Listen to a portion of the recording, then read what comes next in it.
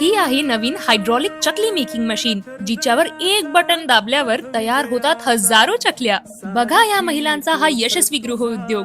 या मशीनवर दिवसाला त्या बनवताय 500 ते 700 किलो पर्यंत चकल्या. आणि या चकल्या तळण्यासाठी त्यांच्याकडे फ्रायर मशीन सुद्धा आहे, म्हणून प्रत्येक चकली दिसते एकदम सोनेरी, कुरकुरीत आणि खमंग अशी. बघा या मशीनमुळे यांचा हा गृहउद्योग किती चांगल्या प्रकारे चालू आहे. महिलाही किती सहजपणे काम करताय आणि किती मोठ्या प्रमाणात चकलीचे प्रोडक्शन त्या बनवत आहे.